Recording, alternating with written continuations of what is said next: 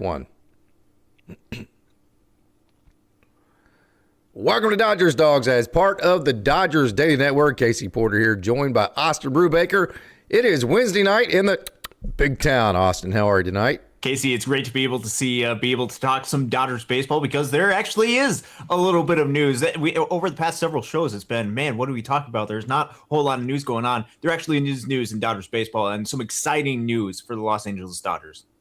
What is that exciting news, Austin? Break it to us. So, World Series hero, one of the main reasons that the Dodgers won the World Series in 2025 was Miguel Rojas. Miguel Rojas is back for the Los Angeles Dodgers. He just signed a 1-year, $5.5 million contract to be his last season in Major League Baseball. Miguel Rojas is going to be back with the Los Angeles Dodgers. And this is really important, not just because the Dodgers want to celebrate Miguel Rojas, which of course they do. The Dodgers do not win the World Series if Miguel Rojas does not hit that home run. It is one of, if not the biggest, and probably is the biggest home run in Dodgers history. The entire history of the Los Angeles Dodgers, Miguel Rojas hit that home run. The Dodgers do want to be able to celebrate him, but he has to be able to contribute more on the field. And it's not just the on-the-field contributions that he's going to be able to provide, but also the leadership mentality that he's also going to be able to bring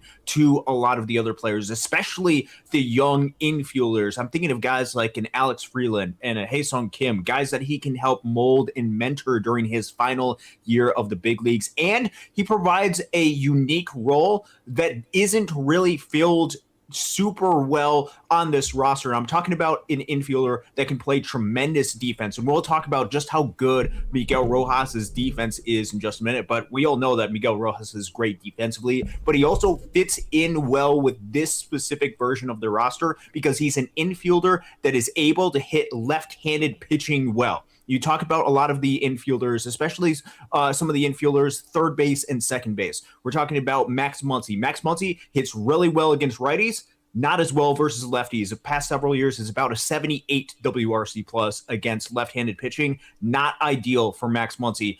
You talk about Tommy Edman. Tommy Edman is much better against left-handed pitching, but some of the other infielders that are going to be options like Alex Freeland and Hae-Sung Kim, who would be ideal platoon partners with a Max Muncy, are better against righties than lefties. So Miguel Rojas is able to fill in that role as somebody that can hit against left-handed pitching. He does not have to play every single day. He can take more of a mentorship bench type role to really help the young players come up, which is what he's going to serve. And this is going to be a great way to add some insurance defensively, add some insurance against left-handed pitching, and provide an opportunity for you to be able to have a ton of leadership mentality in the clubhouse still intact. Miguel Rojas is going to function in all of those different roles and really help the 2026 Los Angeles Dodgers in his final major league season. Absolutely awesome job there explaining why that Miguel Rojas is not just a nostalgic pick here. This is not just nostalgia. This is actually what is best for the Dodgers. We've been saying this entire offseason, and the one word that you said there that sticks out the most, Austin, insurance. That's exactly what Miguel Rojas was for the Dodgers this year. He was not supposed to be the hero of the World Series this year. But, he was. You know why? Because he was a very good insurance policy.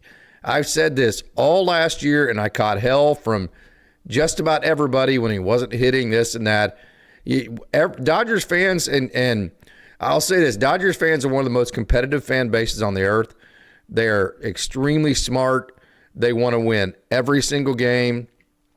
And because of that, I think maybe one of the blind spots might be, at least for some, is that we want all of our bench players and everybody on the team to be compared to like the best players in the game, right? So Miguel Rojas doesn't need to be compared to a starting second baseman or a starting third baseman or a starting shortstop. Miguel Rojas needs to be compared to all of the backup guys that are available. That was kind of the Austin Barnes, the defense for him for a long, long time. It's, hey, don't compare him to Will Smith. He's not trying to take Will Smith's spot. Don't compare him to Cal Raleigh or the other starting catchers in the league.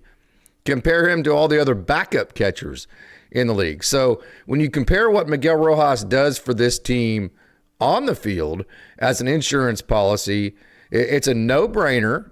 And then when you also, and I'm not going to duck from this. You can't just let a guy hit that home run, a guy that also, by the way, from a backup perspective, on the field has been good for you, okay? You can't just turn your back on that guy. I'm sorry. There is a little bit of, nostalgia is not the right word, but loyalty, if you will, to a guy that just saved your ass in the World Series. And by the way, yes, he did save your ass, but he's earned the fact that by him saving your ass brings him back and gives him another year. So I think insurance is a big word there. And then another thing of that I think is huge about Rojas that you mentioned is that he is in no way going to do anything other than advance the cause of Alex Freeland and advance the cause of Ha-Seong Kim, and he'll do it at his will. He is going to want to mentor Alex Freeland. He's going to want to mentor Ha-Seong Kim. He's not going to want to take it bats away from them. He's not going to be the guy, that in June 2nd, like, why is he getting a bats instead of a young guy? So this is an all-out win-win for the Dodgers and Miguel Rojas on both sides.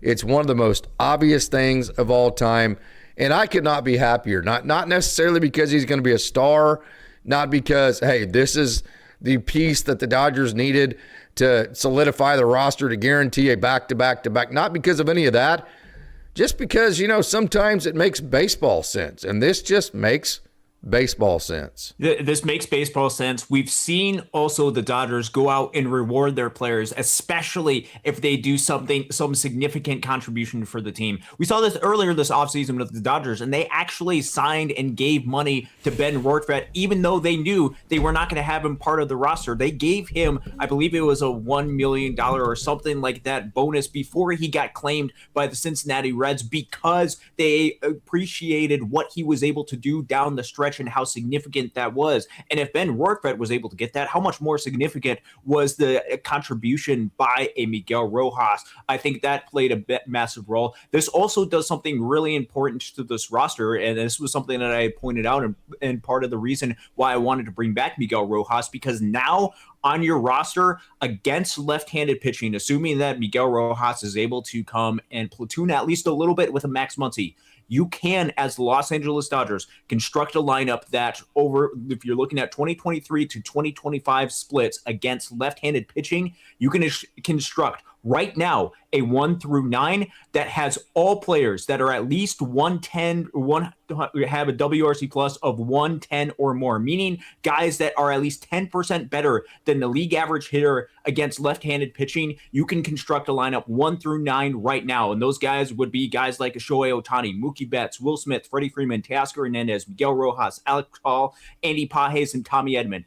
All better, at least 10% better than league average against left-handed pitching. You can construct a lineup like that. Miguel Rojas is going to have a role, and it's not just mentorship, it's not just leadership, but especially against lefties, he's going to play a really key role in that. Last year, I think he posted a 143 WRC plus against left-handed pitching. He's been really solid against lefties. He's going to play in that aspect. But you also mentioned something, and this is something that we talked about, adding some insurance. And I don't think it's realized based off the way that defensive metrics are stated, just how good Miguel Rojas is. Because if you look at Baseball Savant, which a lot of people do, and they go immediately to outs above average, there is a flaw in outs above average in the way that it is presented. I'm going to explain that right now, just so you guys understand just how good Miguel Rojas is at defense, because I don't think that's even explaining just how good he is. Because when you look at Baseball Savant, you're going to look at Miguel Rojas last year had 6 outs above average. He's in the 91st percentile.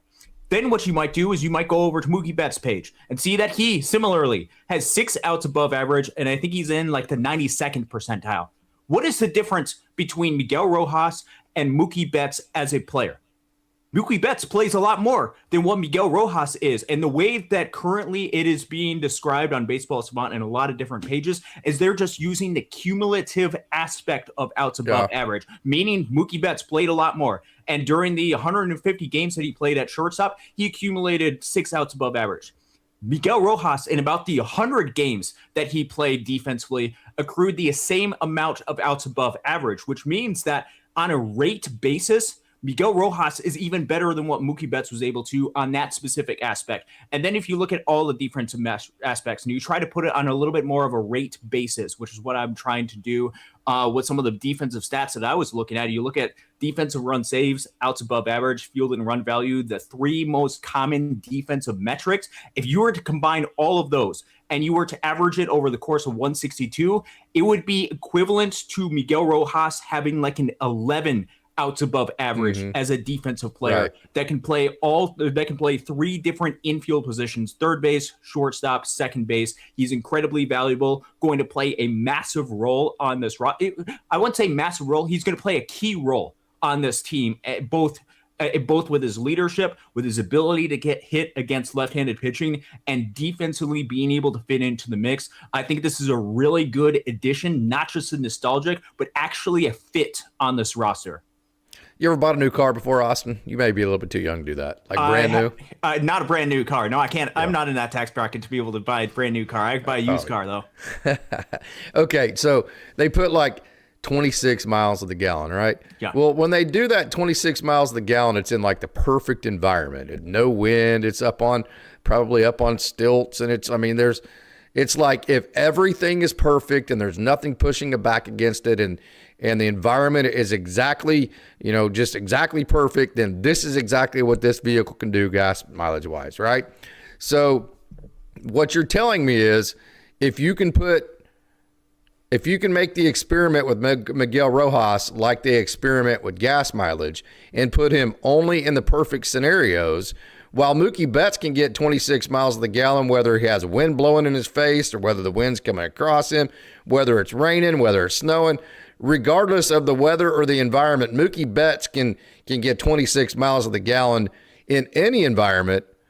But Miguel Rojas can do it if the environment is perfect. So if the day is perfect outside, and you have this old pickup sitting next to you and you want to see what the kind of gas mileage, if you can get 26 miles of the gallon out of this pickup, right? Well, you can do it on the perfect day. That's Miguel Rojas. So you can get that type of really good performance from him if you set it up to where the environment and the world around him is perfectly set up for him. And when you say perfectly set up for him, you mean the correct type of matchups. And then you also mean that you play him at the exact interval to where you're playing him enough to where he doesn't get rusty and he loses his timing, but you're not playing him so much to where he's playing maybe compromised with his health.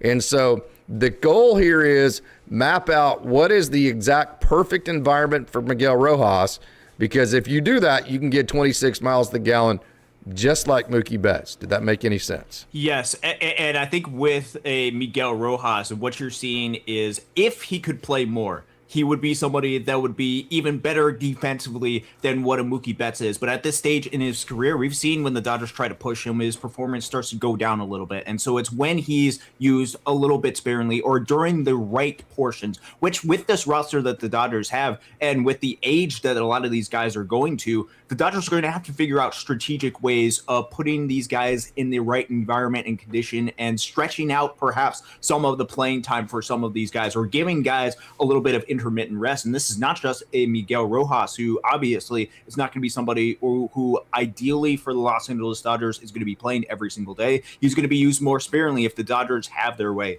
Obviously, injuries are going to happen, and you never know what's going to happen over the course of 162. But this is not just Miguel Rojas conversation. This is for the entirety of the roster. This is for how do you preserve and make sure that Mookie Betts and Freddie Freeman, as they start to get up there in age, don't start losing some of their effectiveness because you're overusing them. This is the exact same conversation that they had this past season with Will Smith. And one of the main reasons why they brought up a Dalton Rushing is because they can't use Will Smith every single day at the catching position. They can't have him catch 130, 140 games. They need to provide him with some additional rest. As the roster gets older and as bodies start to wear down just a little bit, how do you go about making sure that your guys are as fresh as possible, especially for postseason, is for providing them with a little bit of intermittent rest here and there. And guys like Miguel Rojas are going to be really key contributors because they can help fill in the role. for a Max Muncy, who has been out for the past couple of seasons, spent a lot of time injured. Miguel Rojas is going to play a role, being able to help fill in at third base when needed. And I think this is for players like Tommy Edman, being able to fill in wherever needed, especially with his defensive versatility. That's going to play a massive role. So Miguel Rojas, with what he has, if you put him in the right environment, he can be really effective. And I think there is a defined role that the Dodgers can play for Miguel Rojas without taking too much away from some of the younger guys. Because, again, Tae-Sung Kim, Alex Freeland, not good platoon partners with a Max Muncy, but you know who is? Miguel Rojas. Yep. So I got 97 Dodge Ram, right? I love it. I will not give it away. Those second-gen Dodges. Matter of fact, I bought a brand new, in 2019, I bought a brand new Dodge Ram, 4x4. I thought it was the baddest dude out there. That's why I bought it, right? And about 3 months in, I absolutely hated it. I'm going to tell a story here to get to what I'm saying. And we have time, okay? So you're just going to have to sit with me and listen to this because I like telling stories, right? I like making short stories long. So I'm bitching and moaning to no end about this brand new vehicle. And my wife, I think, is probably hearing this story and laughing in the other room because I got to give her a lot of credit. And so about the 147th time that we've driven this truck, and I'm bitching to no end about how much I hate this truck, finally my wife goes, you know what you need to do? You need to trade this truck with our son Tyler. Our son Tyler was driving the truck that I have now. It was a 97 Dodge. We got it for him when he turned 16, and he was still driving it. And at the time, he was like 22, 23 years old. Okay. She goes, why don't you just trade with Tyler? She goes, you love that old 97 Dodge, man. You can drive the 97 Dodge. You give him the brand new truck, and all is fine. And I think she was probably joking when she said it. And I was like, you know what? That's a hell of an idea. So about a week later, guess what happened, Austin? What's that? What happened, Case? I gave my son the brand new 2019 Dodge. I took the 97, and I have never been happier in my life. I'm just telling you, I hated that truck. I love the 97 Dodge. You could give me a brand new vehicle. I'm going to punt it down the pasture, and I'm going to take my 97 Dodge. So what I say is, hey, with Miguel Rojas is my 97 Dodge, okay? And what I'm trying to tell you about my 97 Dodge is, this is where I'm coming to the end of it. I have to drive that thing just enough to make sure it warms up right, and it's got enough usage to where, it's not getting rusty, and it's not getting, just where it's driving enough to stay efficient. But I can't drive it so much to where then it starts breaking down, right? So the way that I look at Miguel Rojas is, he is my 97 Dodge. I view him the way that I view driving my 97 Dodge, to where I got to drive it just enough to keep it running efficiently, but not so much to where I'm overusing it, to where it's going to go, you know what? I'm 27 years old. I can't do this crap. Quit driving me this much, right? That's how I view Miguel Rojas. So Miguel Rojas is your 97 Dodge. Yes. My 2012 Kia Rio, which I take on all my road trips for the Loons, would be my Mookie Betts, because as you could say, you need to drive it just enough, but you can't drive it too much. I have to drive mine a ton because I go to all these Loons games. I drive a ton throughout the course of the summer. You're nicked out, Mookie. Too bad. Go to shortstop. Oh, absolutely, yeah. So that's what I have with that, and I think that's a really good analogy. When Miguel Rojas is used right, I think he can be efficient and really good during the course of the regular season, and he has the ability, if needed, to step up when the moment counts, as we saw in 2025. You think? Well, and how about whenever he saved the Kershaw no-hitter too, right? This is, hey, I'll tell you one thing, Austin, one thing that I've learned I'm working on my 6th decade now, right? And almost all of it has been in the game of baseball and in sports in general. I'm not just a baseball fan. I'm a big just sports fan all in all. So one thing that I've learned is some people are clutch and some people aren't. I mean, now you can put guys in, like I talked to Eddie Davis, who played with the Cardinals forever. We talked the other night how he caught Bruce Sutter in the 80s and that kind of thing. And whenever I was coaching with him, and we'd have a rough span, I was like, man, at practice, we need to work on guys coming through in the clutch. And he looked at me like, okay, you're a dumbass. There's no way to do that in practice. Now, he didn't say that, but you could tell he looked at me like that. Yeah. And I was like, course, me being the young dumbass, I'm like, okay, coach, what drill do we need to do? What do we need to do here to make our kids clutch? And he was like, there ain't no drill to make a kid clutch. You just keep putting them in games and they keep coming up in big moments. And then hopefully at some point they just learn how to relax and they get a hit. And once they get a couple of them, they start developing cotton bee said. But other than actually getting them in the game, there is absolutely no way of them overcoming not being clutch or that kind of deal. So the point there is Miguel Rojas always has been clutch. He still is clutch. And so this is an absolute no-brainer. Having said that, it creates a problem with math, Austin. Okay, I think the Dodgers are going to re-sign Evan Phillips as the offseason goes on. It puts it at 38 with Miguel Rojas, 39 with Evan Phillips. That leaves you with signing who? I mean, because we saw Devin Williams is off the table. Who knows what the Dodgers are going to do? Edwin Diaz is going to be very, very expensive. And so 38, 39 probably with Evan Phillips. I think I would rather sign Evan Phillips and just go get, the typical Dodger reliever side. If you're going to just go get some guy we've never heard of as a reliever that probably would be really good because the Dodgers do that off the scrap heap, just re-sign Evan Phillips. I know he's a little bit more expensive than that guy probably would be, but so what? It's going to be a one-year deal. That would move it to 39. Then what did the Dodgers do? Because then you still don't have Hassan Kim on the, there's just issues here. Okay, so there's a different conversation. 26 man and 40, yes. And 40 man. So let's talk 40 man right now, because the signing of Miguel Rojas, which I thought there could have been something where it's like a backdoor deal. We'll sign you at the beginning of spring training when the 60-day IL opens, but there isn't as many players that are going to be added immediately onto the 60-day injured list. I think that's probably what the game plan is going to be once the Dodgers, if Dodgers actually do sign a Kike Hernandez, because he is actually going to miss out on the first couple months. I actually think that really helps his case to be brought back to the Dodgers, because they can put him on the 60-day IL, and they're still giving opportunities for some of the younger guys.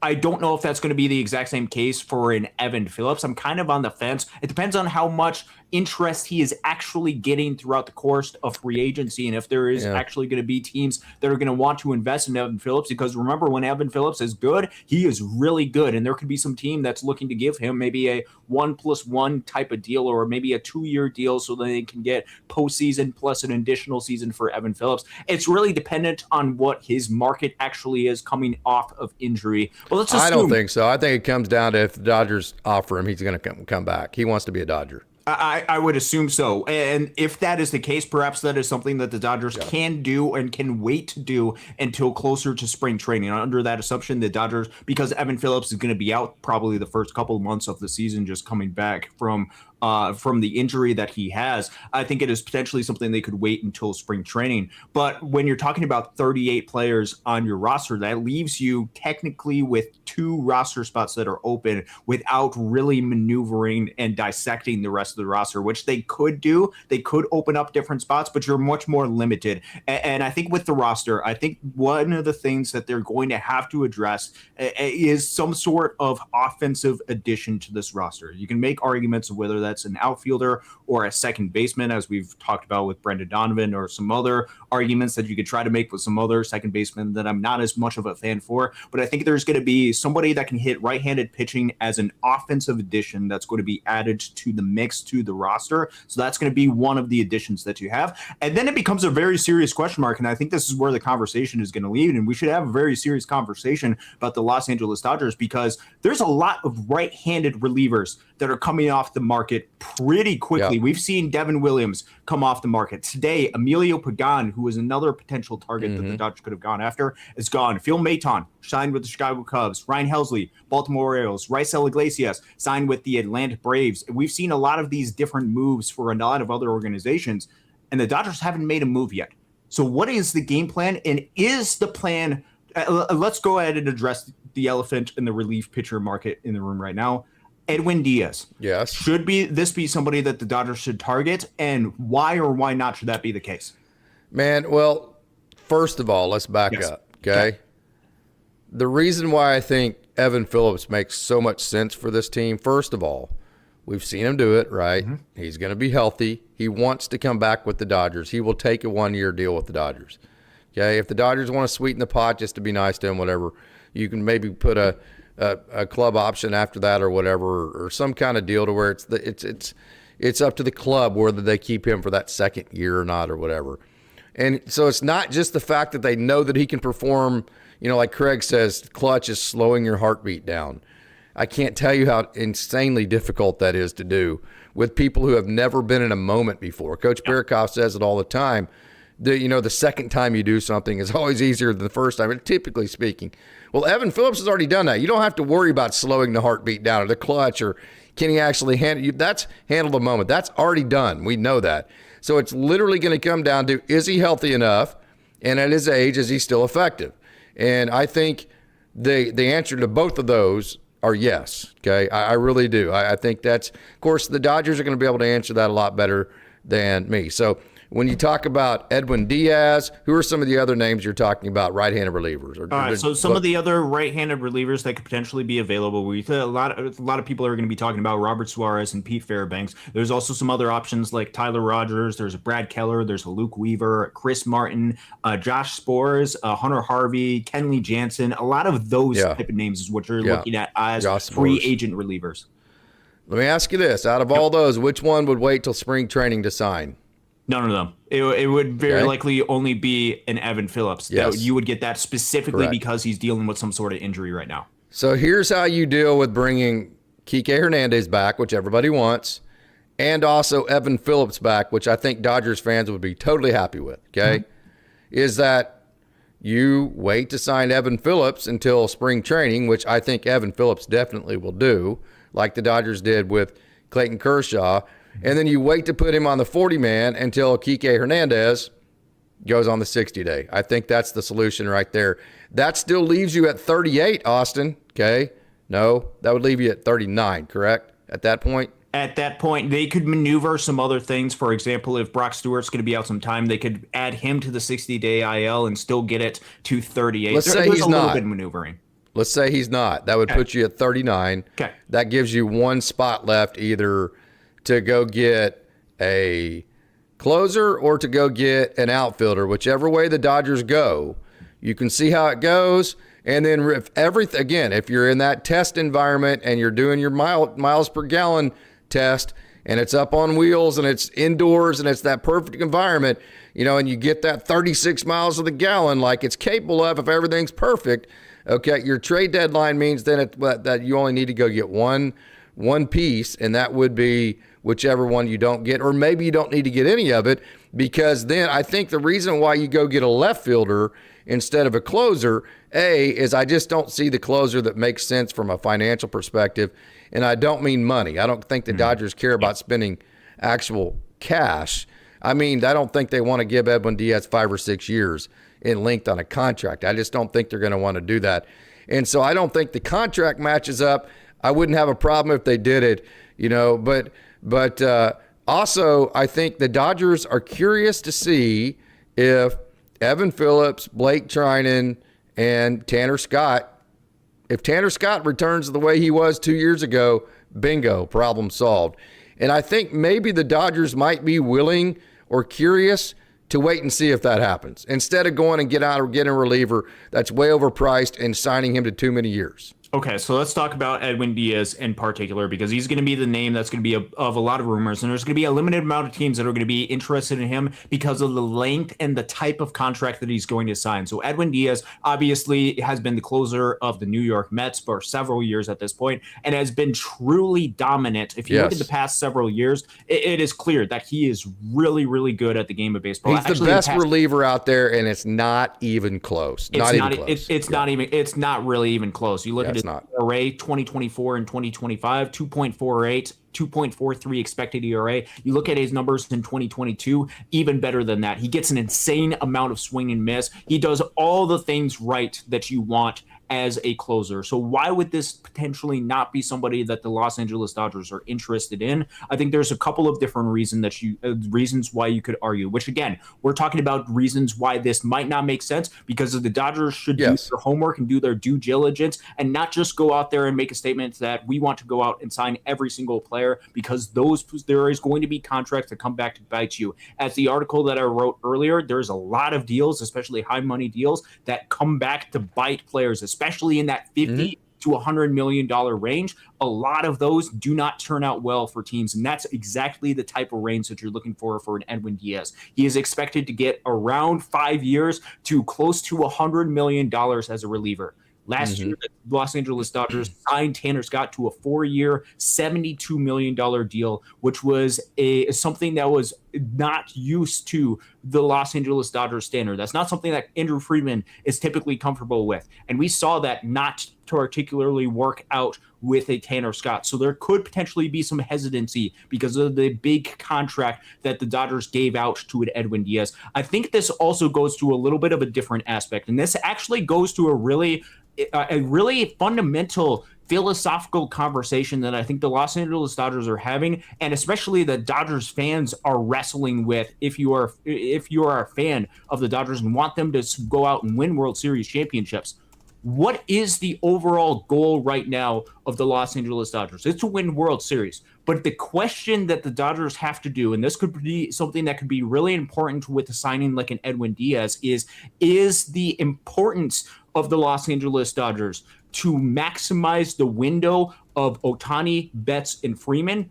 Or is it to win as many World Series championships as possible, which means also keeping in mind the future? Because I think you have a portion of Dodgers fans that say we need to win with Ohtani, Betts, and Freeman. They are getting older. We're seeing the age of this roster increase. We need to put our foot on the gas pedal and do it now, because we aren't going to have this type of opportunity going forward. And I think you see a portion of the Dodgers fans, and I think this is in part where the Los Angeles Dodgers are, is it's not just we want to win as many World Series championships from 2026, 2027, maybe 2028, but we want to, over the course of the next decade, win as many World Series championships as we possibly can. And so some of the decisions are going to be based off winning as many World Series championships over the next decade, as opposed to maximizing the window.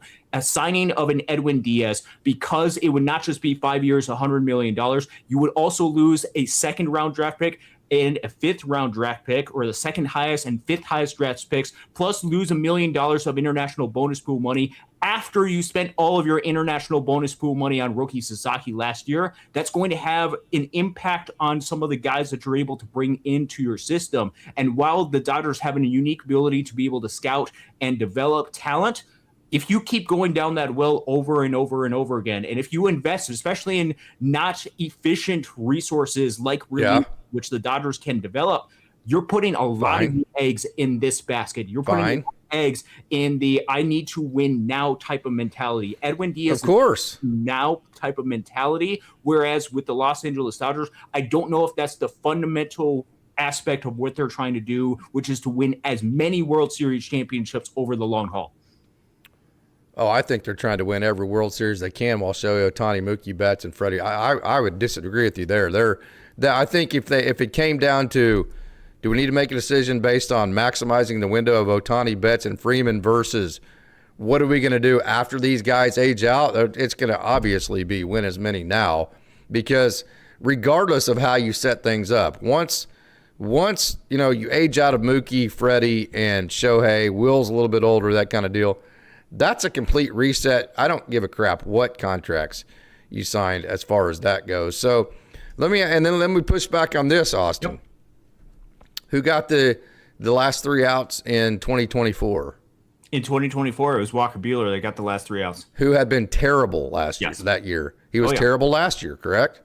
Yes, he was, yeah. He basically had a 2-week window, which was just an absolute completely lucky godsend for the Dodgers. Yep. That Walker Buehler somehow figured it out for 2 weeks of his life out of the last 3 or 4 years of his career. He figured it out for 2 freaking weeks. Yep. And those were right during the World Series, and he was able to get the last 3 outs. I'm going to say, yes, Walker Buehler's great, but that's lucky as hell that he was able to get the last 3 outs in 2024. I'm not going to be able to be convinced different. You know who got the last 3 outs this year? Who got the last 3 outs this year? Yoshinobu Yamamoto after throwing 98 pitches or however many it was the night before. Okay, so you say that, hey, it's a risk to sign Edwin Diaz because of this and that and this and that, and I'm not disagreeing with you there. Okay, and that's not sustainable.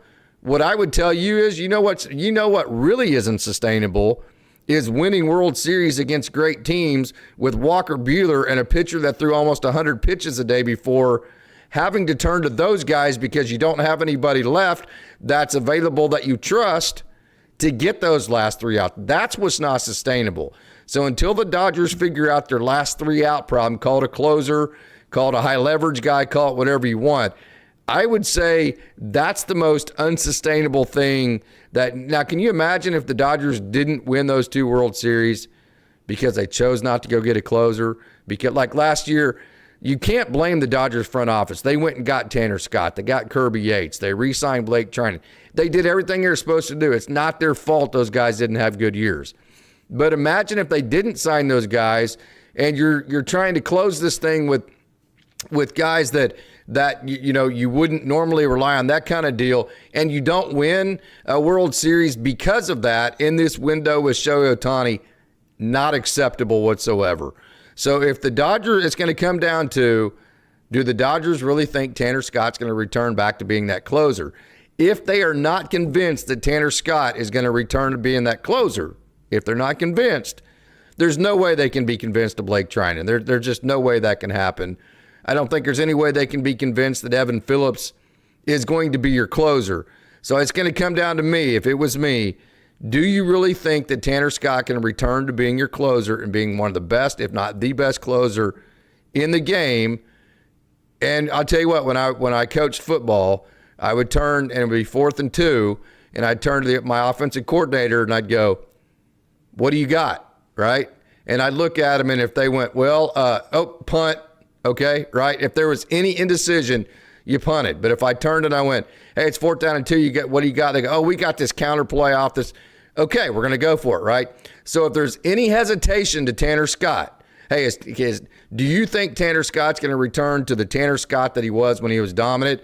If there's any hesitation, you owe it to this generation of Dodgers to go get the Edwin Diaz. That's what I would say. Okay, so then it is. So what is your parameters around signing Edwin Diaz, or is there any sort of parameters besides? My parameters are he's a need instead of a want, and the Dodgers are willing to overpay for needs. Okay, so then what is as far as length, as far as contract, does it matter what it is? It's a need, as you say. Go out and sign Edwin Diaz. It doesn't matter. You go out and give him whatever type of contract that he wants. Is that what your role actually is? Or is it there are certain parameters? This is something that obviously is something that could be incredibly useful to the Los Angeles Dodgers and something that you feel like the Dodgers absolutely need at this moment, because it is true. As you had mentioned, the Dodgers got lucky during the last 2 World Series because of the way things were able to close out. Now, Walker Buehler was in that position because it did not work out at the starting pitcher because Jack Flaherty was not able to get out of the 2nd inning, and so they started to have to use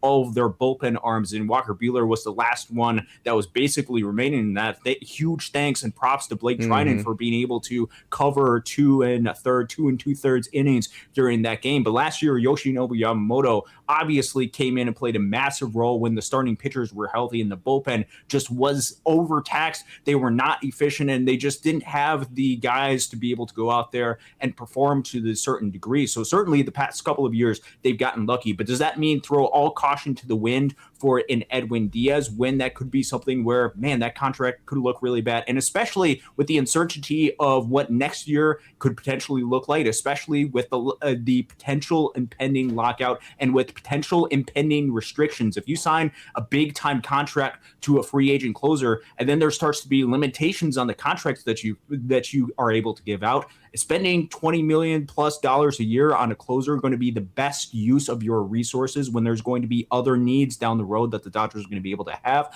What are the parameters that you are able to set and are comfortable with if you are the Los Angeles Dodgers and Edwin Diaz? 5 years. Okay, so you'd be willing to go 5 years for Edwin Diaz. I'm not saying I would. I'm saying if they determine the fact that if they come to the conclusion they're not going to fix Tanner Scott to the point where he can be the closer, I think at that point you owe it to this generation of Dodgers fans to do it. Okay, so then it is I want to do everything that I can. Throw all caution it has away to be. To the future. Not all caution to win. Not all. It's only. I mean, it's 5 years. So what do you think the window of Shohei Ohtani is? The window of Shohei. This is the difficult thing with Shohei Ohtani is because he's so unique as Understood, a player. But what do you think? What do you think this window of Dodgers being favorites to win the World Series every year is going to? How long do you think that's going to last? With the rate that the Dodgers are right now, I think this is very difficult for me to be able to determine some type of window because I think a lot of people are shortening it from what it has. But give I think a ballpark then. I don't know if there is a closing to this window at this point for the Los Angeles Dodgers. It only becomes closed if you had too many guys with too many years on it, which is some of my concern because I don't want the window to be completely closed for the Los Angeles Dodgers. But if you keep stacking on ages to a lot of these players and you keep taking away some of the resources for the Dodgers to be able to invest with some of the young players into this system, I think that can really take away from some of the length of the window that you have. But with Shohei Ohtani, how long do you think the window is? I think they at least have another 4 or 5 years with Shohei Ohtani. How long are you going to sign Edwin Diaz for? About 5, as you mentioned. So how is that? My point is, how is that reckless if you're only now? If you think the window is 5 years and you're signing him to a 10-year contract, I would say that's a reckless contract.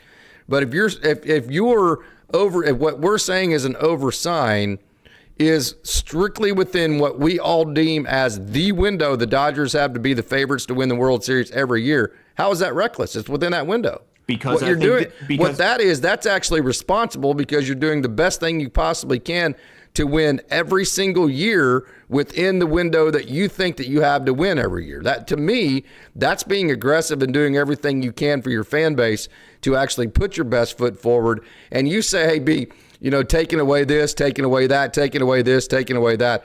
I promise you, I would rather have Edwin Diaz than a second-round draft pick and a fifth-round draft pick and whatever international pool money, because we know, I mean, how many position players were on the Dodgers starting lineup last year in the two, right? Will Smith and Andy Paez. How many of the starting pitchers, which I think we'd agree, the starting pitchers were the reason why the Dodgers won the World Series, not necessarily in the World Series, but gave them that window. How many of those guys were developed in the Dodger system, right? So to me, the second round draft pick, the qualifying offer, whatever. I mean, that means absolutely not diddly squat to me because the Dodgers have the ability to go out and get whatever free agent they want within the parameters, like you said, of a somewhat responsible contract.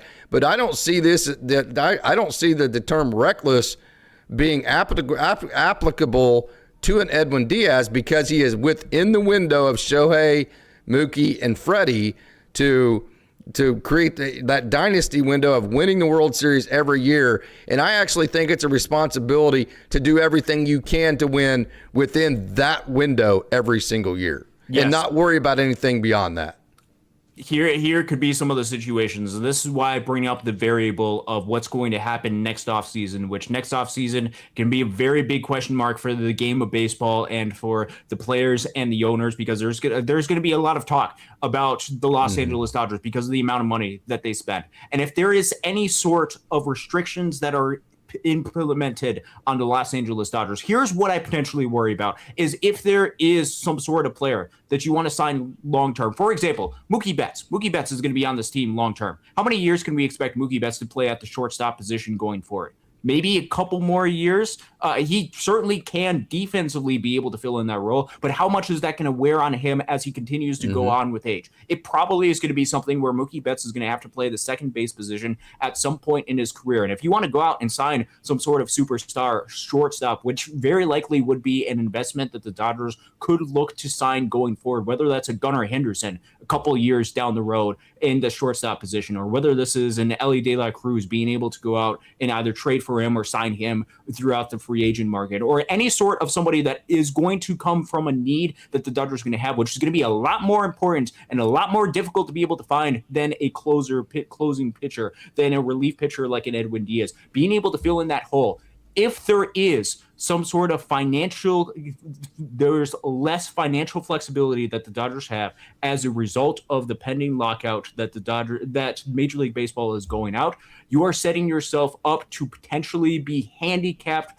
financially from being able to make additional moves that are going to have much more of an impact than a free agent closer down the road. Now, I know that's long term. I know this is something that's a couple of years down the road, and perhaps this is a little bit of me looking foolish in this aspect to where I'm looking too far down the road. I need to see what is available right now, and you need to pay attention to the Los Angeles Dodgers. But I also, and this is something where I want the Dodgers to win as many World Series championships as possible. That is what my goal is. I know that's what's the best way to do that. The best way to be able to do it is make smart decisions continually. See, I would say the best way to do that is to maximize the window with Shohei Ohtani, Mookie Betts, and Freddie Freeman. That's the best way to win the most amount. And here, perhaps this could be a little bit from my past history, because as growing up in the state of Michigan, I saw the Detroit Tigers do that, and they tried to maximize their window. You know what happened?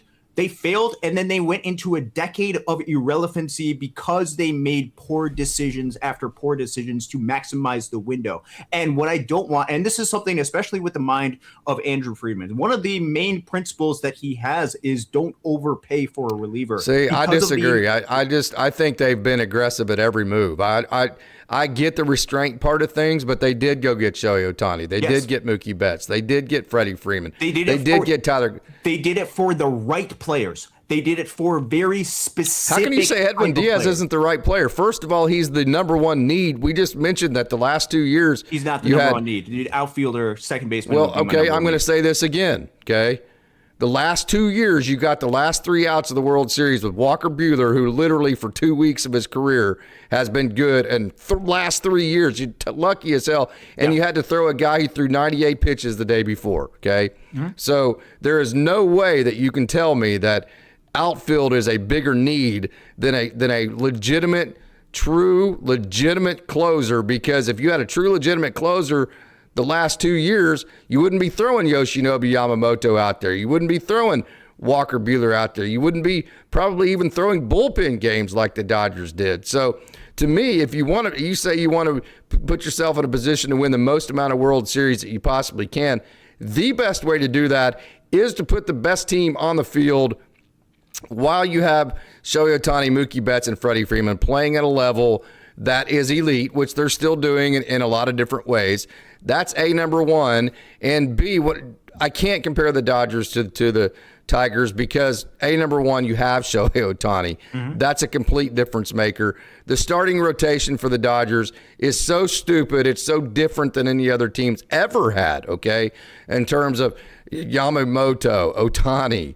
I mean, it's going to be Roki Sasaki, Tyler Glasnow, Blake Snell. You might even – so, I mean, I can't compare the Dodgers to any other team, especially like the Tigers, because they are so much better in terms of the positions of need, like at pitching.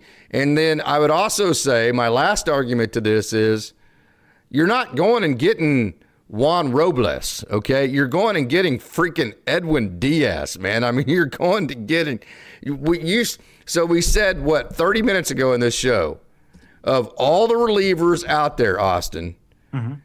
Edwin Diaz is the best available, and it is not close. So you're not just going and getting some dude. You're going and getting the best reliever by far that is available. So if there is a guy that could maximize that window and help you win the most amount of World Series in this generation of the Dodgers, how could it not be him whenever he's the best guy out there and it's not even close, and he's in a position that damn near lost you the World Series last 2 years in a row?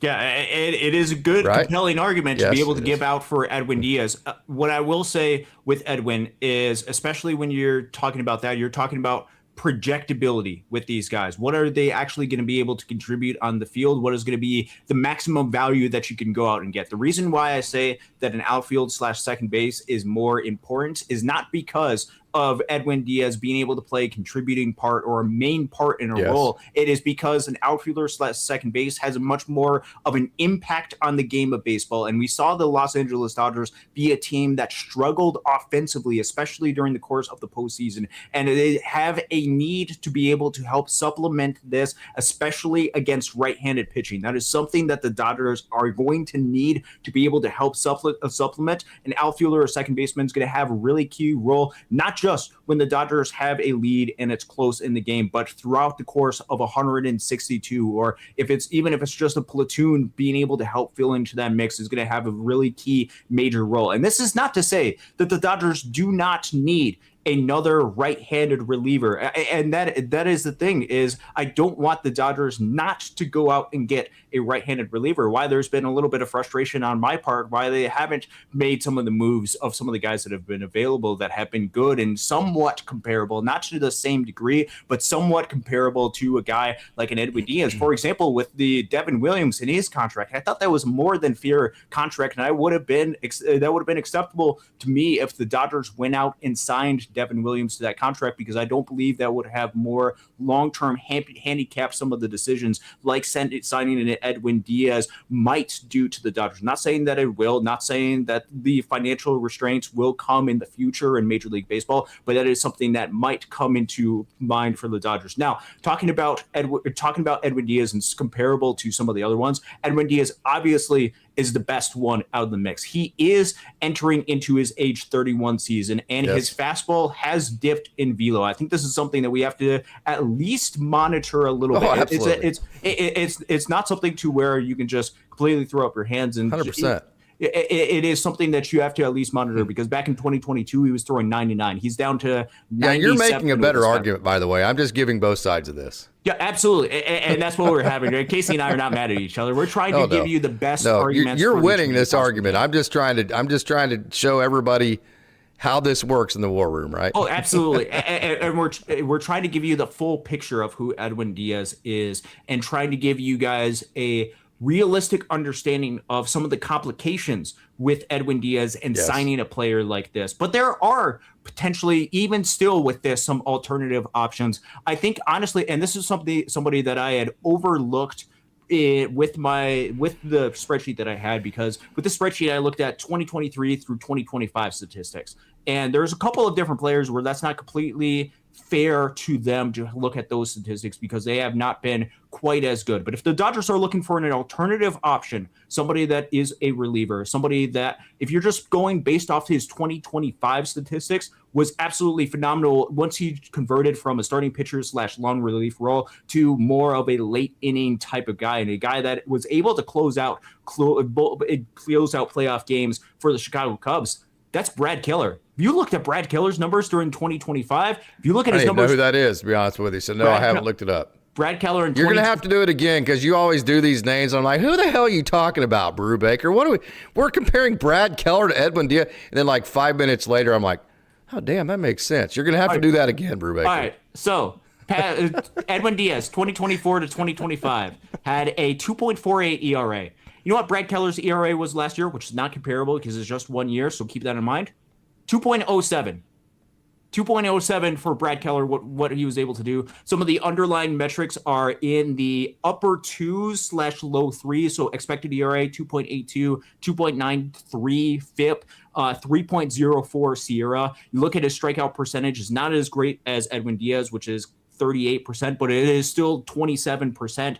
For Brad Keller with what he's able to produce. He throws as hard as Edwin Diaz, 97. And here's something that is really key, because I think with the reliever, they need somebody that can get right-handed hitters out. And if you look at Brad Keller, what he's able to do last year against right-handed hitters, a .219 weighted on base average. League average is 320. That's like a 220 on base percentage for right-handed hitters when you compare that to all the different aspects of that. And he's a ridiculous ground ball pitcher. One of the things that you want for pitchers is you want a lot of swing and miss. You also want some ground balls, because ground balls are not hit over the fence. And Brad Keller, he has a higher ground ball percentage than what a Tyler Rogers has. Tyler Rogers, the submarine pitcher that is known for getting a lot of ground balls, Tyler Rogers gets a lot of ground balls, 55.8% over the past 3 seasons. Last year, Brad Keller had a 56% ground ball percentage, which means if you can get a right-handed reliever without the massive investment that you would give for an Edwin Diaz that could perhaps handicap some of the decisions you have long-term, while also being able to get somebody gets a lot of ground balls and dominates against right-handed pitchers and did really well last year in a role that was new for him, change up some of his pitch mix so you can really help elevate him.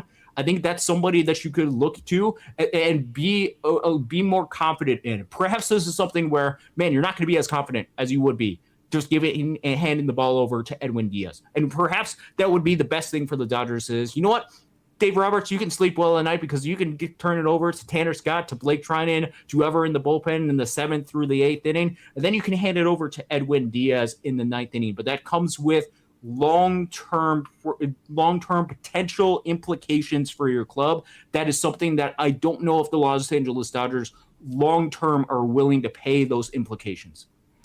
How many years has he done it?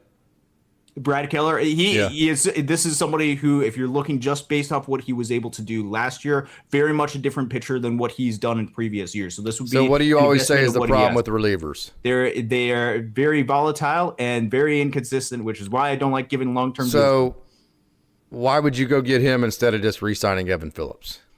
I'm not saying don't re-sign Evan Phillips. I'm saying make that argument. I'm not saying you would. I'm saying make that argument. Why? To me, that doesn't make sense. If that's the kind of sign, my point is you either get Edwin Diaz or just re-sign Evan Phillips. That's my point. I'm a little bit different. I'm under the assumption that the Dodgers are likely to re-sign Evan Phillips. The complicating factor of re-signing Evan Phillips is I think he's going to miss a couple of months at the beginning of the season. So I want to bring in an additional right-handed reliever, at least for the first couple of months, somebody that can be a contributor in October, but can also really help in the back end of the bullpen during April, May, June, however long it's going to be for Evan Phillips to be able to miss the remainder of the season. But if it's a straight conversation of Evan Phillips versus somebody like a Brad Keller, I kind of know what I'm getting with Evan Phillips, except just don't know how he's going to be coming off this injury. Yeah. I think the injury thing is a good thing for the Dodgers. You know why? Why is that? Because it gives runway for Kyle Hurt, River Ryan, Gavin Stone, guys like that need innings. You need to find innings for these guys. These are guys. River Ryan is electric. Kyle Hurt is electric. Gavin Stone, once he kind of changed things up and changed his mix, was very good. These are guys that could be very good. And as you said, Austin, you said it a minute ago, cheap, right? I mean, that's the whole argument against not getting Edwin Diaz is he's too expensive. So how can you say we're not going to sign Edwin Diaz because he's too expensive, but then not also support somebody who might actually give the inexpensive pitchers that actually are very electric, that just need runway, a chance to actually pitch? How could you make both sides of those arguments? I think some of the things that you could potentially do with that is there. I think there is some sort of additional need. So here's the thing with pitchers. And do you see what I just said there, though? Does it make sense? I think so. Here's so you're saying Edwin Diaz is too expensive. I'm giving you inexpensive options with Kyle Hurt, Gavin Stone, River Ryan. And you're telling me, no, go sign another veteran guy and then blocking time for those guys who are inexpensive. And at the same time, you're telling me Edwin Diaz is too expensive. So here's the complicated factor with pitching. This is why I'm a little bit less strict, especially with mapping out the pitch. This is why the difficult exercise that we had when we mapped out all the innings pitched with the pitchers was so difficult, because pitchers, you don't know which one of those guys are going to be healthy or not. Or good. And this is the complicated factor with the Dodgers, and especially with starting pitchers, is we've seen a lot of the starting pitchers go down with some sort of injury. So what is the best way for the Dodgers, especially since we saw last offseason, they didn't want to go overly aggressive with going out and targeting relief pitchers, even on the trade market, which I think they should have been more aggressive and picked up one additional reliever at the trade market. That's a different conversation. You talking about the deadline, or are you talking about in the offseason? I'm talking about that at the deadline last year. Oh, yeah, they don't want to use the deadline. It's too expensive. That's a different conversation. But as far as making sure that you have enough coverage during the course of the regular season, this is especially important because we saw some of the bullpen get overworked last year. What's some of the ways that you can go and make sure that they're not overworked? One, you can have some of the younger guys that didn't pitch as much last year being able to help fill into the mix,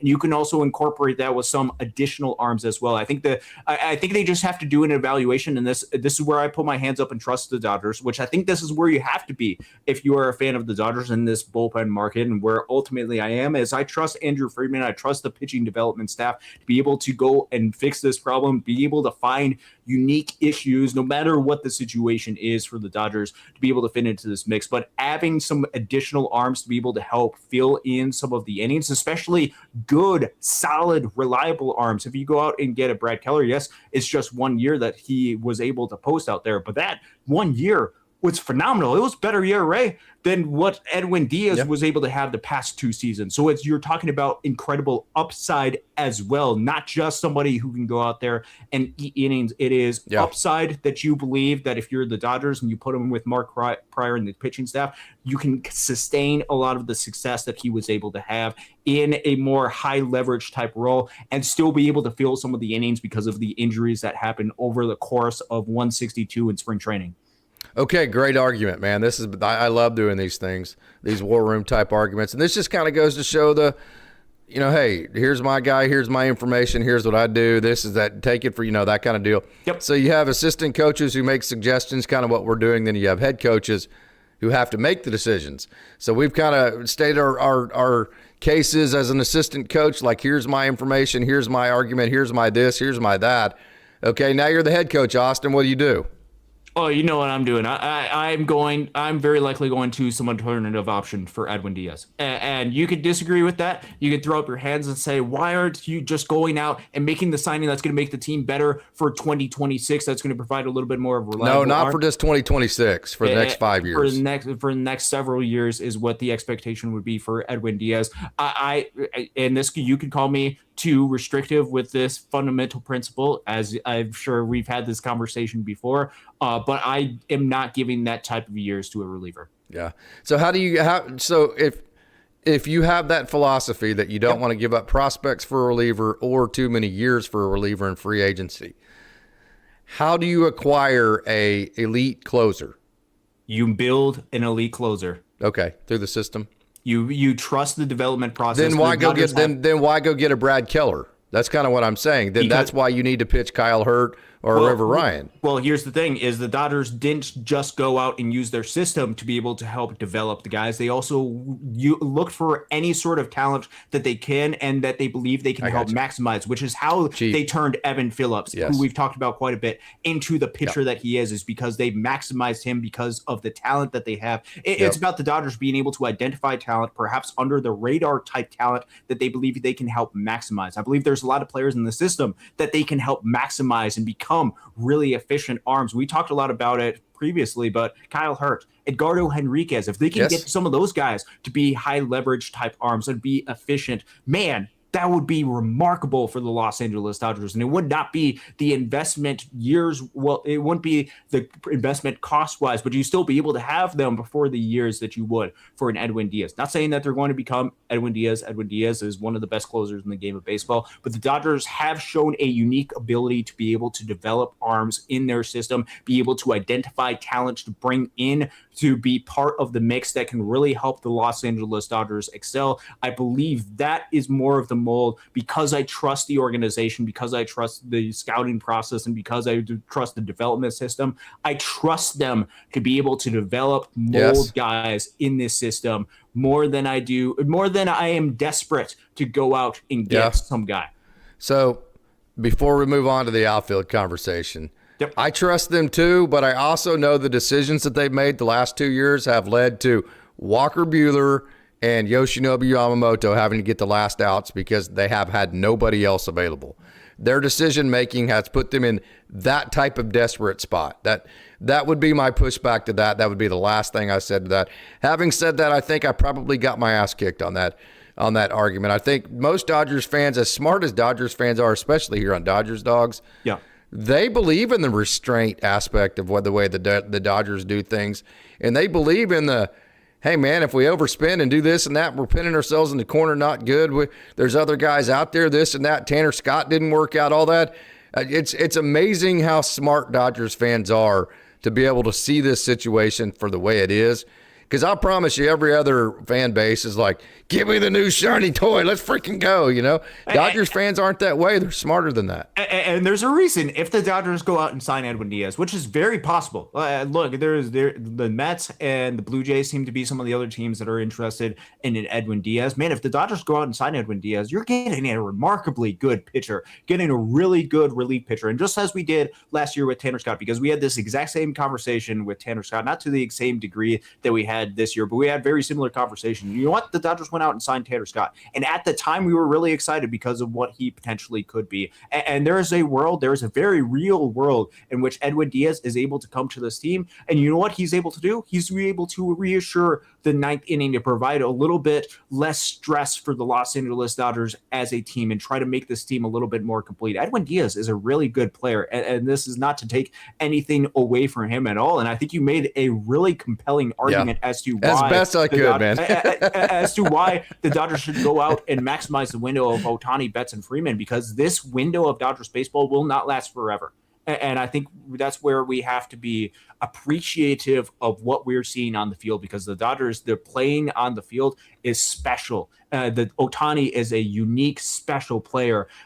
Betts, Freeman, Hall of Fame players, special players, and you want to see them win as many World Series championships as possible. The tricky part is, how do you balance that with also making sure that the generation beyond that also is positioned to be able to win World Series championships? And the reason why I mentioned the Tigers earlier is because they had Miguel Cabrera, Hall of Fame type of player. They had really good players. They also had Verlander and Scherzer that were part of the starting pitchers. So there is, not to the same degree, because the Dodgers are a different organization than the Tigers, and they invest far smarter than what the Tigers did, at least back in that point, because the farm systems are not even comparable between the Tigers back then and the Dodgers right now. But there are a little bit of similarities of where that path, if you do go all out in a certain number of years, could potentially leave you, especially if you completely neglect certain aspects of your organization, which luckily for the Los Angeles Dodgers, they are as good as any team in Major League Baseball at paying attention to each aspect of the organization, which is why the smart decisions that they continually made has led to as much success as they've made. Yeah. So you don't think you could trade Diaz after 2 or 3 years? It's possible. I mean, it's totally possible. For example, let's say that financial restraints come at the trade deadline. It would be difficult to trade him in 2027, because then you're talking about probably, I'm just using 5 years, $100 million as the basis for Edwin Diaz. But then you're at the start of the 2027 season, you're talking about 4 years, $80 million, 3 years, 60, 2 years, 40. That's some expensive contracts. Understood. You're talking about really limited amount of teams that are going to be able to take that on, because you saw a lot of teams go out and non-tender relief pitchers. You saw the reason why Pete Fairbanks is on the market is because the Rays did not want to pick up his 1 year, I think close to $10 million club option that he was able to have. So a lot of other teams, especially that are more restrained with their financial resources, don't invest as highly onto the relief pitcher market. So you'd be narrowing your window. It's totally possible, but it's entirely dependent on the production of Edwin Diaz. Is he a player that is worth a 2-year, $40 million, 3-year, $60 million contract? He has to pitch incredibly well in order to be able to do that, which there is a lot of risks in doing that. And if he's pitching well, why would the Dodgers want to keep him? Correct. Which, if he pitches well, he's going to be worth the contract. That's my whole point, right? Okay. All right. And then also, I'll say this. I said that was going to be my last point. Okay. What is the best way to make the most amount of money you possibly can? What's that? For any organization, what would you say? Winning would be the best way to make winning what? Money. Winning World Series championships. Absolutely. So there is no such thing as overpay if you win a World Series. End of discussion. So if you went and got Edwin Diaz and he got the last 3 outs of 3 of the next 5 World Series, there is no world whatsoever where he isn't over. If he helped you win 2 of the next 5 World Series, there is no world out there, period, in a discussion where he's an overpay. None.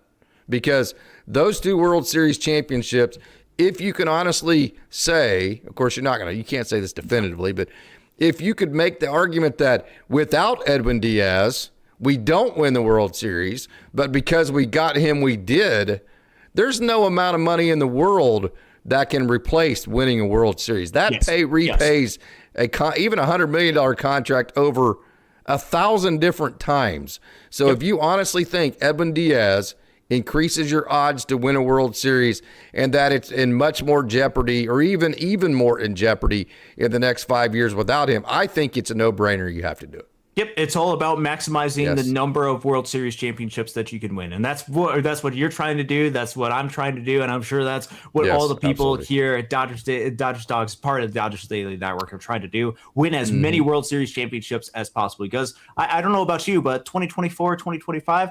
That's been pretty fun. I really like doing the shows after the Dodgers win the World Series championships. I want to keep doing that every year. Yeah, having said that, I'm really on the fence for Diaz. I'm just making the case for all the people like Bruce Davis that are all in gung-ho, go get the guy, we need to win, blah, blah. I'm not saying you're wrong. I'm not saying, Austin, you're right. I'm on the fence because I really can't make my mind up on it. I see what you're saying.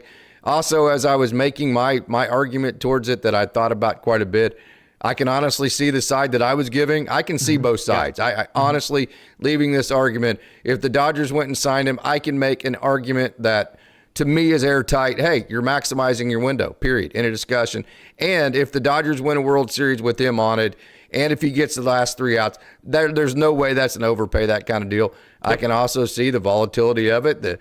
It caps for younger guys. It does this. And so I whichever way this goes, this is one of those deals. Usually I take a side. I honestly, I'm with you. I go back to what you said.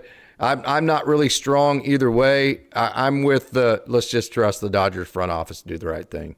Yep, and what's fun about this is you just seen an example of us being able to have a conversation with what we have at the time strong opinions, or at least taking the side of different arguments, but we're still able to have respectful conversation. And that is exactly what the Los Angeles Dodgers have been doing with Edwin Diaz, and probably have been doing for quite a long time. I think there is some sort of reason as to why the Dodgers didn't go out and sign a lot of the free agent relievers, and there's something that they have planned, because why would you not trust the Los Angeles Dodgers front office after what they have helped build as an organization to this point? They have a plan. They have a desire to win, as you've seen for the past 2 off seasons. The Dodgers go spend a ton of money to go out and make this team as good as it possibly can. And while this offseason probably is going to look a little bit different from what it has the past 2 off seasons, they still are going to do what they can and what they believe is best to make their team as good as possible in 2026 and beyond. So sometimes Dave goes, okay, what are the numbers here? Well, here's the number. He has, whoever's has the numbers next to him. Okay, here's the numbers. Okay, well, I'm making my decision based on the numbers here because I don't have a real hunch. And then sometimes he goes, throw your damn book away. I don't give a shit what your books say. This is what I'm doing because I'm making a baseball decision about a baseball player, and I don't care what the numbers are, okay? Yep. It's going to just come down to which way the Dodgers go on that. Do they want to go with the numbers like you gave, or do they just want to go, I don't give a crap, it's Edwin Diaz, go get his ass? It's going to come down to that. Now, having said that, and we are going to get to the outfield talk here in just a minute, okay, why not Pete Fairbanks? I've said this a million different times. CNAP brought it up again. Why in the hell would Pete Fairbanks not be the perfect middle ground for this? He is somebody that has performed really well for the Tampa Bay Rays. Looking over the past 3 seasons for him, it's close to a 3 ERA. So you're not talking about the exact extreme of an Edwin Diaz, but you're comparing a 2.5 to a 3. Still a really good relief pitcher, right-handed relief pitcher, and certainly in the mix. Some of the peripheries are not quite as good. Doesn't get as much chase as you would expect, but still somebody that's able to get a lot of strikeouts. 28% strikeout percentage. Strikeout minus walk percentage is really good for him. Throws fast, 97.8, 98 miles per hour. I mean, he's able to go and pitch really well against right-handed hitters. A 235 WOBA against right-handed hitters the past 3 seasons. He absolutely would be somebody that would be part of the mix. You're talking about some of the alternative options for Edwin Diaz. You're talking about guys like a Brad Keller, like potentially a Luke Weaver, like a Robert Suarez, like a Pete Fairbanks. So how long is Pete Fairbanks going to want? So here's the thing: is he was declined a 1-year, $10.5 million club option from the Tampa Bay Rays. I don't think you're talking longer than a 1 to 2 year deal for Pete Fairbanks, which absolutely signed me up for a 1 to 2 year deal for Pete Fairbanks. Absolutely. I think I just don't know why that's not the middle ground. So I made this side of Edwin Diaz, you made the other. We're on both sides of that, or at least we were tonight. Yeah. But nobody's not on the hell yeah, go get Pete Fairbanks. Nobody's on that, are they?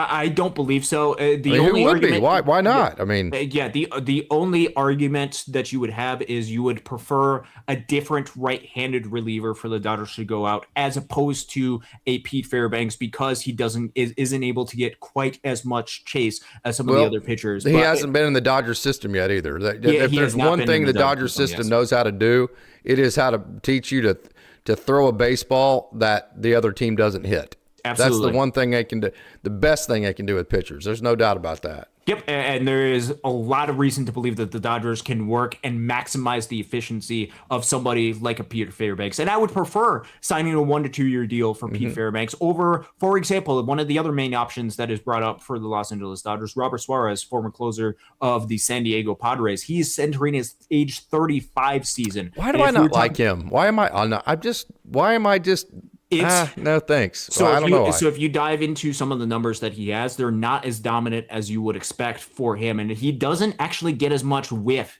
as you would have anticipate. His whiff percentage over the past 3 seasons is 24.5%. He's only about a 25% strikeout percentage guy, which is not extraordinarily dominant for a reliever. He's in the lower to mid threes in ERA and ERA estimates. He's got good stuff. Plus, he's able to get good results. But here's one of the key things, and this is why I would be concerned, not just because he's entering his age 35, but giving 3 years for Robert Suarez, I would not be on board of. If you look at his weighted on base average versus his expected weighted on base average, meaning the actual results of balls in play versus what they were expected to have based on the quality of contact, his actual results were 244. The expected 287, a difference of 43 points in WOBA between what actually happened and what is expected to happen. Meaning for Robert Suarez, the reason why he's able to have so much success is not because he's able to get an insane amount of swing and miss. It is slightly above league average swing and miss at about 25%.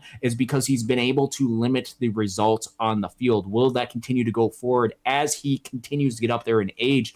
I would be absolutely in favor of potentially doing maybe a 2-year deal for Robert Suarez. Anything beyond that would be more of a desperation move that I wouldn't go beyond. Yeah, Bruce is saying go get Diaz, Fairbanks, and an outfielder. Is that possible? That would be going out and getting 2 solid relievers. This would be going into some of the mold. No, he wants Diaz, Fairbanks, and an outfielder. I know, and you would have to make some maneuvers on the roster because the roster currently is at 38. Well, you would make a trade for Stephen Kwan, maybe? You could make a trade for some sort of outfielder. Stephen Kwan, Brendan Donovan, Lars Nootbaar, Jared Duran, Wilyer Abreu, Byron Buxton, all these different guys. So you can definitely be able to find some sort of way to be able to make that work. The question is that a path that the Dodgers want to be as aggressive? Why wouldn't it be? Do that? And could that be something, especially with some of the bullpen? And this would be some of my concern with bringing in too many relievers, even though I've been in the past saying that the Dodgers should go out and get and sign a bunch of relievers, is if you sign too many relievers via free agency, what that's going to do is that's going to limit the option ability that you have for your other relievers that are part of your rotation. So talking about the Dodgers bullpen and where they are at, just going overall pitching wise with the guys that can't be optioned, these are going to be the guys that are going to be a part of the Dodgers bullpen right now that are healthy. You're talking about Anthony Bonda, Tanner Scott, Blake Trinan, and Alex Vesia. If the Dodgers were to add 2 additional ones, that gives you a total of 6 relievers that do not have options, not including a Brusdar Graterol, who, if he's part of the mix, that would make 7, not including a Brock Stewart or an Evan Phillips, who would be injured at this point, but wouldn't be added in. If Brusdar Graterol is healthy and all the other relievers are healthy, you know what that leaves you? A number of guys that can be optioned up and down. 1 roster spot. Now, the question is, would all those guys actually be healthy? But one of the things that the Dodgers need to be able to have is flexibility on their roster with guys being able to come up and down, because we saw the ramifications of what happened to the bullpen earlier in the season when they were overtaxed. They got overworked, and we saw guys break down. You need guys to be able to come up and down, be able to help fill into the mix. That would be the argument against adding too many relief pitchers like that. That's exactly right. And so it's not just as simple as go get the 3 best guys. It sounds great, but then whenever you start actually plugging it into the system and how it works with the option periods and all this kind of stuff, it can get a lot more complicated than that. So I think to balance, if you go get a Diaz, which is an overpay in years, Fairbanks would be fair. I think to balance that overpay in years, you have to go the trade route to get an outfielder, because you can't go overpay in years for an outfielder and a relief pitcher too.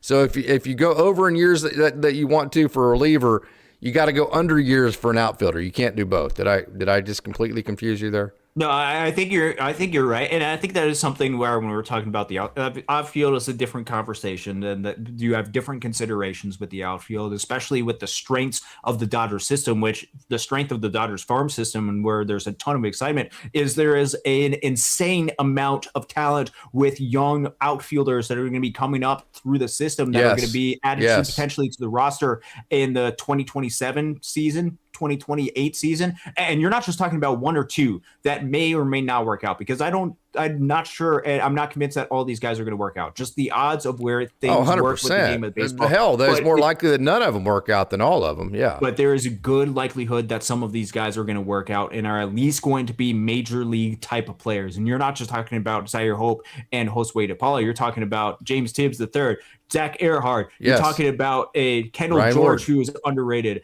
Ryan Ward, that's part of the system right now. You're talking about a Chris Newell and Damon Keith, that's part of this mix. Eduardo Quintero, Mike Sirota. Don't forget my lefty boy. Don't forget my lefty boy.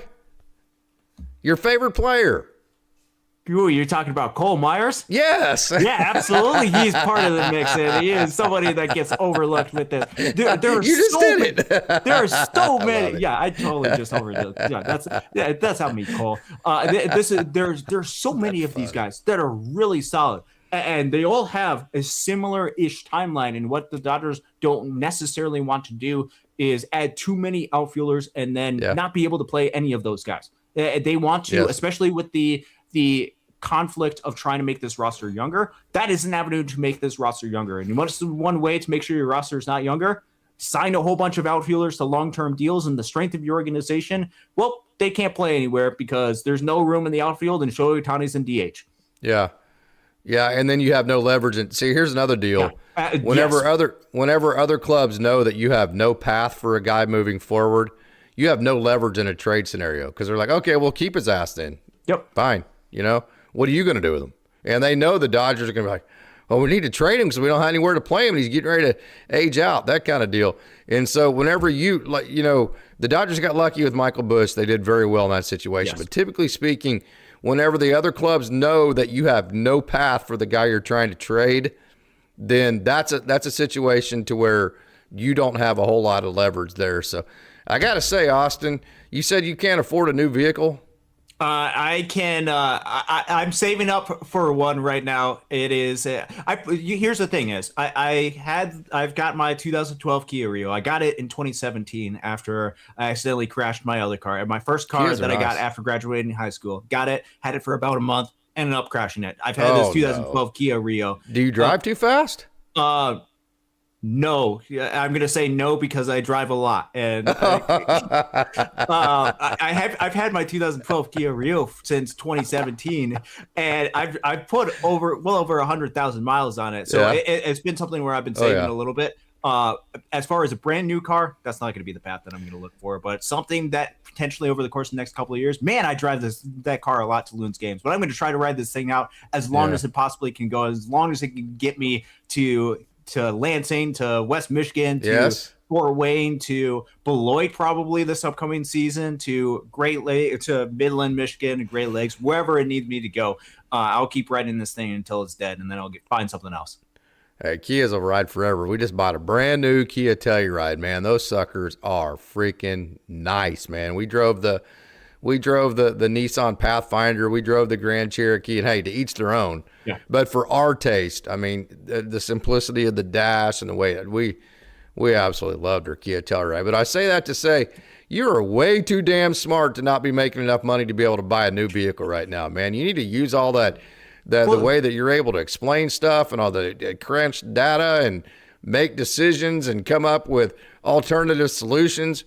You need to figure out a way to do all of that and make it to where you can make enough money to buy vehicles. Because okay, so here's the thing is I thought the exact same way. You know what? I'm going to get this job, which I have an amazing job. I'm privileged to be able to do that. I don't just do Dodgers Daily. I have my own job that I work 8 to 5 every single day. Here's the thing. Turns out houses are really expensive too. And when you're trying to save up for a house and you're trying to be able to buy a car, it turns out there's a lot of different complicated factors and stuff. But no, my 2012 Kia Rio, it does exactly what I needed to. I still got the roll-up windows that I got to be able to use. It's got manual locks for the car. My driver's side door is locked, doesn't even work. It's kind of falling apart, but it is getting exactly the use of what it needs to do. And I'm totally fine with where it is right now. We'll get something eventually down the road. Okay, here's the last thing we're going to say tonight. I actually got to talk to Josh Holliday, the Oklahoma State head baseball coach tonight for my O-State Daily site. I've still got to finish editing that video because I'm in the middle of that, so I can release that tomorrow. So we got to get out of here. So let's finish this conversation with, I think, maybe a determining factor between, okay, if it comes down to, do we get a reliever, or if it comes down to an either or, yep. I would say that the Dodgers have more pitching available to them that could fill the role that you're talking about than they do outfielders. What say you?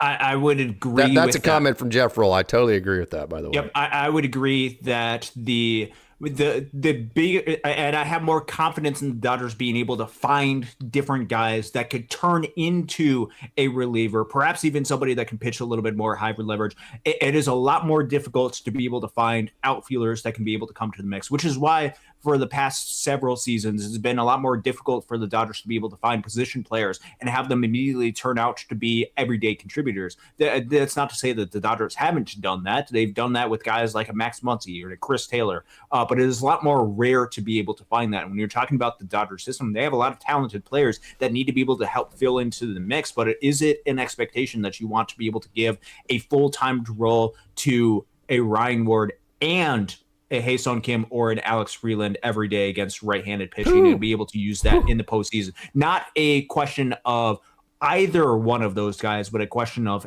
and for the Los Angeles Dodgers. That's going to be the main source of questioning, and I think a bigger need for the team is just to provide a little bit more consistency at the plate. I think versus left-handed pitching, as we talked about at the top of the show, Miguel Rojas being able to add him to the mix provides a lot of consistency because you have 9 different guys that you can turn to, fill out an entire lineup card that can go out and hit left-handed pitching well. When you're talking about against right-handed pitchers, some of the guys that you rely upon every day, like a Tommy Edman, does not hit well against right-handed pitching. You're talking about, again, in the outfield. There is not a proven guy in the outfield that can hit really well against right-handed pitching as well. And so I think adding somebody to that mix is going to really complement the lineup well, and finding somebody, whether this is through trade, whether this is through free agency, to be able to add to this mix. Again, I'm going to keep repeating it, whether this is an outfielder or whether this is potentially a second base option, because I think you can make things work at either one of those positions, or either in the outfield or at second base, be able to fit all the pieces together. If you're able to find somebody like that, I think that's going to have a greater impact or fill a greater need, because I think the Dodgers can help fill in the rest of the pieces. Great comment here from Philip Gomez, too. And, hey, like our wonderful moderator, Chuck Huddleston, hey, if you haven't checked out any of the interviews this week with any of the coaches, I got Ramon Troncoso releasing tomorrow at lunch tomorrow. Ramon's such a sweet dude. I mean, he is just absolutely awesome. He's the Rancho pitching coach. He goes through Christian Zazueta and Sterling Paddock and all the young arms. If you haven't seen the Sean Coyne video, it was a little bit long. It was an hour long. But we had a lot of guys to cover because that high A level is where they dump like 30 pitchers onto. It used to be David Anderson had to deal with it. So we had a lot of guys to get through. If you have to, take 4 or 5 different settings to get through it, but please go check out the Sean Coyne interview. Please check out the interview tomorrow with Ramon Troncoso. Remember, Ramon pitched in the playoffs for the Dodgers. He is a true and true bleed blue Dodger for life. And then I've already got secured. In fact, I already got in the can Carson Hobbs. I got in the can Isaac Aon, who is a very talented pitcher. Patrick Copeland, I'm going to interview Friday night. Alex McCarroll. I've got like Kenny George. I've probably got 10 to 15 guys already committed that we're going to start releasing the interviews of the players next week. So hopefully you'll know just about every coach in the system and then almost every player in the system by the time we get to spring training. So just make it a habit that every day at lunch you come on over for the premiere of those as those videos get released, and come on over. And in Austin, let's also finish with this. We got 1 minute left. Did you get a chance to see any of the chat tonight? The back and forth on the chat, absolutely elite. I did not get a chance to be able to see any of that. It was awesome. So what I typically do is I go back through the chat and be able to interact with that, just because I want to see what the sentiment for Dodgers fans is, because I want to try to make myself as informed as possible. That'll be something that I'll be going back into. The actual comments of the video, so leave a comment in that video. As you had mentioned, and there's one additional thing that I want to get to before we actually close the show. So we're going to extend this maybe 2 minutes, and I know we do this quite often with the show. First off, with the interview with Sean Coyne, with the interview with Kevin LaChance, the coaches for Great Lakes this past season, man, was that such a great refresher for me to be able to go back into that. Because what was funny about that with the interview of Sean Coyne, pitching coach for Great Lakes, is a lot of those series that he was talking about, a lot of those moments, because I'm such a big Great Lakes Loons fan, I remember all of those series. When he was talking about the series in Beloit, I knew exactly where on the calendar he was talking about. That was it. I believe that was at the end of July when he was talking about that Christian Romero start that he had, where he came out of relief. I think it was against Lansing and just went out there and performed. I was there at that event, and he was talking about all these key moments, and it was so cool to be able to do that. But to see the amount of talent that he was talking about was something that was truly remarkable in this. Hey, by the way, before I forget, not to cut you off, but I need to get this out. If you know anybody, or you could, I've got Christian Romero and I've got some other guys, but I need an interpreter. So if you can speak Spanish and you would like to be an interpreter on some of these interviews, that would really help me get in, because I can't. Christian Romero, I've communicated with him. He wants to do an interview, but we have to have an interpreter. Yes. I could probably find one, but if we have one that's in the chat, or if in the chat you know somebody that'd be willing to do it, that would do it for all of the vast majority, that would really uncomplicate things. So if there's anybody out there that can speak Spanish that would like to do interpretation, or if you know somebody that would do interpretation for these interviews, then please let me know. Yes, and this is not just something that's going to be able to help out Casey. This is also going to be something that's going to help out Christian and a lot of the guys that come over internationally, and being able to help them, because what these interviews are intended to do is not just to showcase the talent that they have on the baseball field, but also to tell their stories. And I don't think it's just the stories of the people that we can interact with. Casey and I can.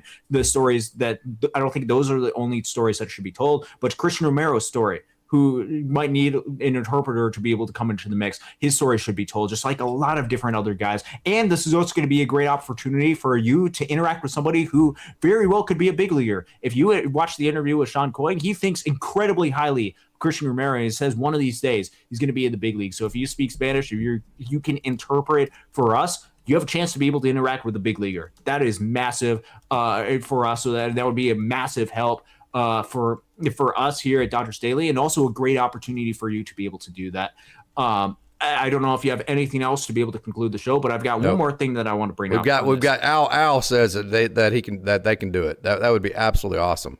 That would be absolutely awesome. Yeah. So if you have the ability to be able to do so, that would be a tremendous help and a great opportunity. Oh, no doubt. So, yeah, then we can get Edgardo Henriquez, and we can get, the biggest barrier is just Ronaldo Yeen. If I can message them and say, I have an interpreter, and then once here's another deal, if it's a different one every time, the biggest thing is they don't trust the interpreter to get things right, So if it's the same one that I do every single time, they know then they can trust me. Yep. That makes it a lot easier. So. Yeah, and that opens up so many different opportunities for us. And there's been so many great opportunities here at Dodgers Daily, Dodgers Dogs, part of the Dodgers Daily Network, and so many great guests. And I'm grateful for all the different people that have been able to tune in, not just with the show, but all the people within the organization and the trust that they have for this show as well. And it is something where we try to put a lot of talent and spotlight a lot of different people in this organization. And what I want to conclude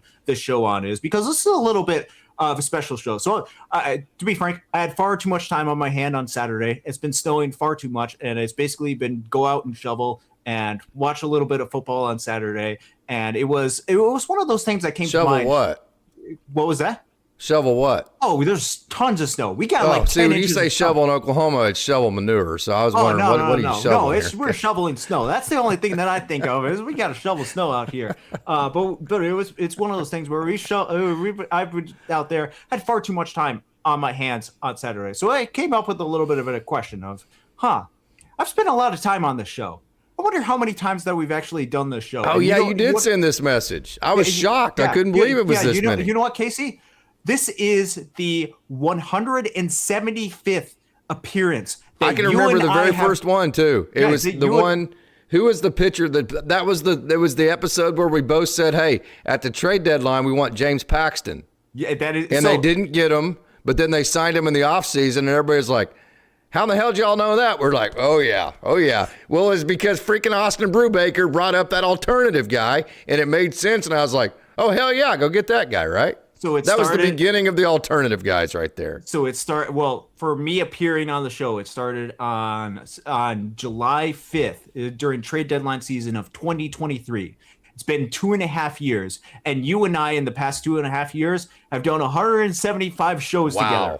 That's not the number of appearances that I've been on Dodgers Daily. It's been more than that. People still come back. That's amazing. Oh, and here's some additional statistics for you, because this will blow you out of the water. Not just the number of views, which if you're talking about views on videos that both you and I have been a part of, it's like 325,000 views. Oh, really? Of which people that I have. And here's perhaps the most impressive thing. And this could either be a great thing, or this could be man, we spend too much time doing this. Yes.